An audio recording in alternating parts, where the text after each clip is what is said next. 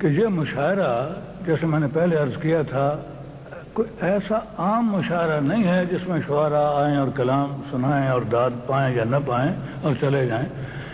یہ ہندوستان اور پاکستان کو ایک دوسرے کے قریب دوستانہ ماحول میں لانے کی ایک اتنی بڑی کوشش ہے کہ اس کوشش کی نظیر دونوں ملکوں میں نہیں ملتی.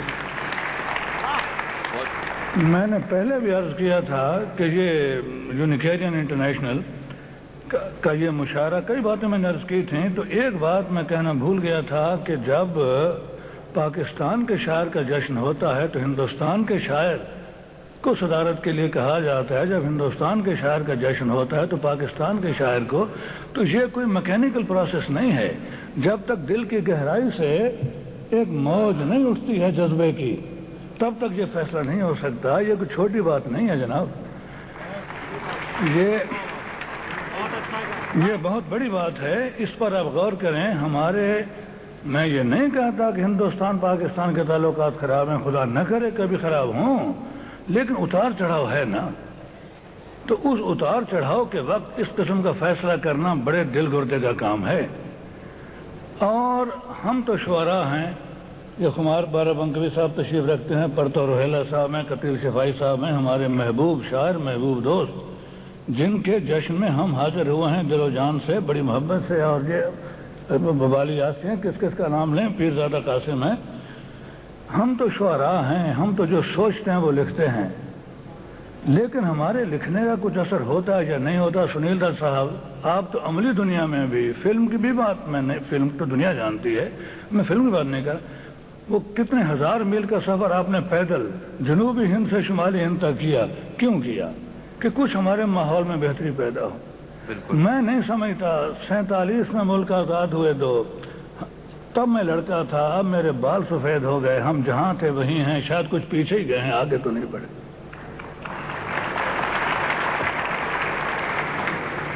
آپ ہمیں یہ بتائیں کہ کب ہمارے اپنے اپنے ممالک کے مسائل حل ہوں گے، کب ہندوستان اور پاکستان یکجان و دو قالب ہوں گے. ہم نے بھی زمین تقسیم کی ہے نا، دلوں کو تو تقسیم نہیں کیا، یا دلوں کو بانٹ لیا، تقسیم کر لیا. سیاست میں جو کھینچی ہیں حدیں قائم رہیں بے شک. سیاست نے جو کھینچی ہیں حدیں قائم رہیں بے شک. دلوں کی حد فاصل کو مٹا دینے کا وقت آیا. کیا کہنے. لیکن دلوں میں شاعروں ادیبوں کا اب یہ نقشہ دیکھیے صاحب. ہمارا عزیز محبوب دوست، اس کی یاد میں کہاں کہاں سے شعراء ہندوستان سے آئے ہیں، کہاں بارہ بنکی، کہاں یہ دبئی. کچھ دلوں میں بات تھی تب وہاں یہ شعر پڑھنے کے لیے اور داد لینے کے لیے آئے ہیں. یہ بات سیاست میں، سنیلا صاحب آپ تو سیاست میں بھی ہیں، خدا کے لیے ہمیں بتائیے کب ہمارے دن پھریں گے. میں اب اور کیا کہوں، میں اپنا کلام پیش کرتا ہوں.